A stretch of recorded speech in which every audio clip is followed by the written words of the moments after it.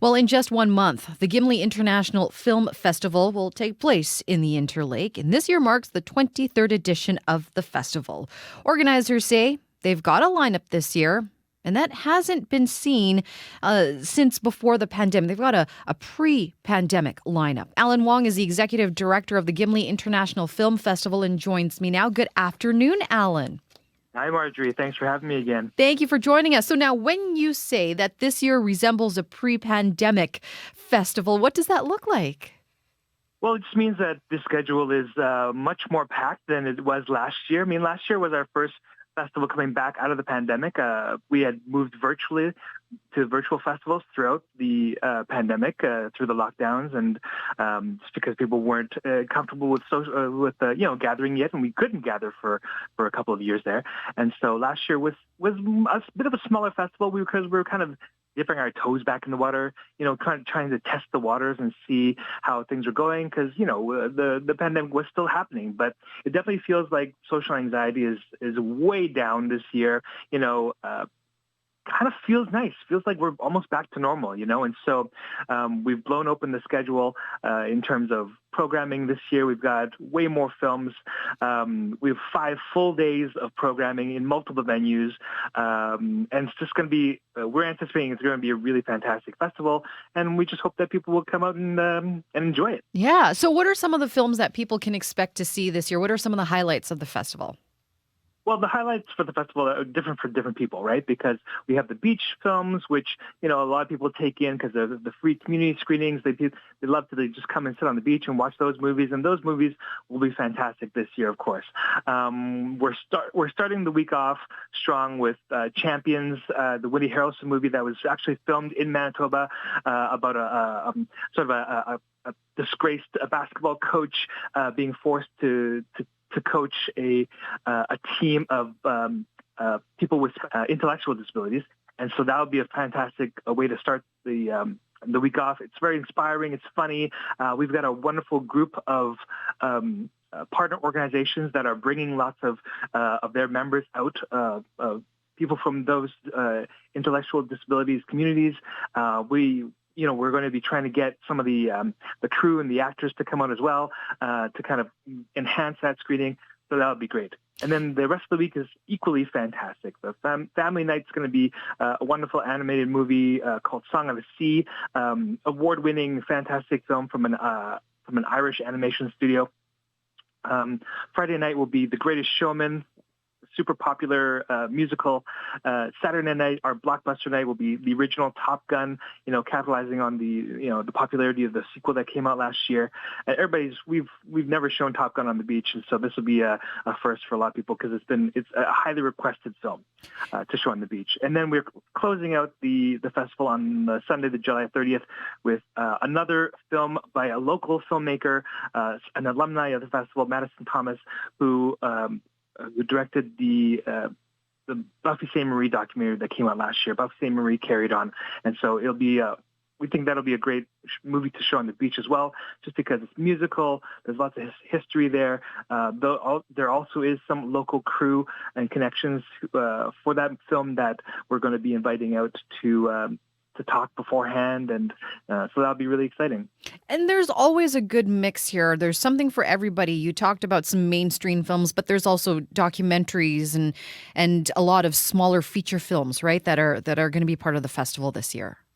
Yeah, so the festival's goal, obviously, every year is to promote independent film, films that you wouldn't normally see in theaters.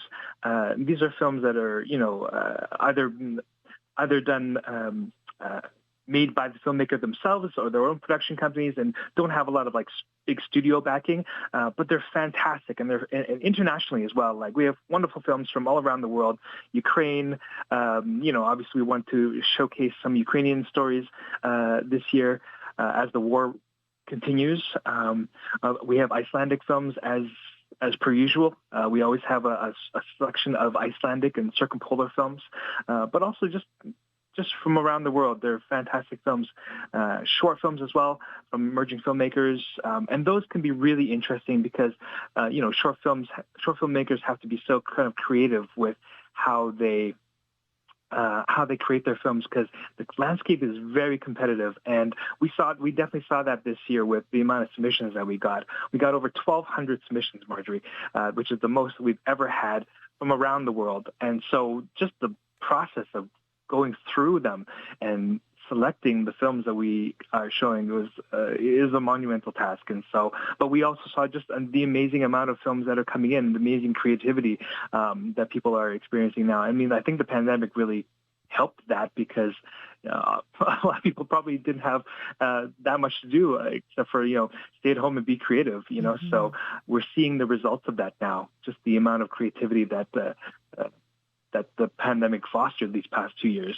If anything good came out of it, is probably that, a stronger connection to who we are as people, the stories we wanted to tell, and the products of that. What's always incredible too, Alan, is that the film festival always has something that recognizes emerging filmmakers. So what is GIFT doing this year to recognize those up-and-coming filmmakers? Well, I mean, besides our festival awards that we have every year for best short films, best Canadian, best Manitoban, best international short film,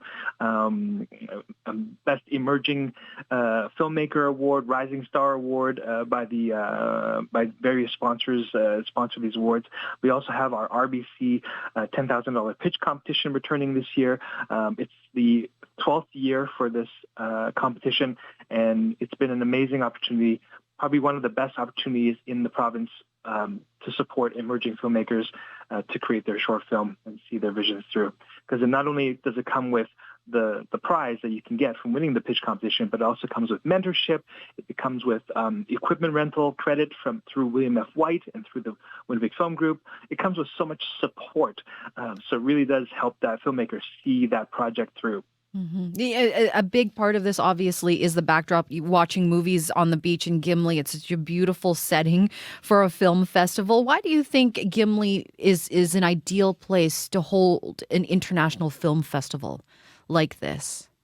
Well, I mean, anybody who's followed the festival throughout its growth can kind of attest to how unique of an experience it is. I feel like it's very Manitoban.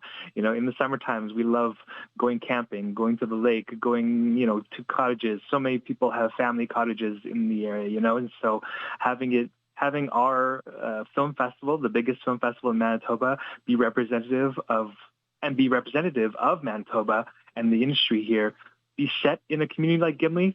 It almost feels perfect, because it's just so unique to our province and our communities. Sounds like it's going to be an exciting time, Alan. Glad to hear that you have a lot more films this year. I know it's going to be really exciting. Thank you so much for joining us. Yeah, you're welcome. You can check out all the films that are available this summer online on our website, gimlifilm.com. But the actual schedule and the booking of the films go live on Canada Day, July 1st. Thank you so much, Alan.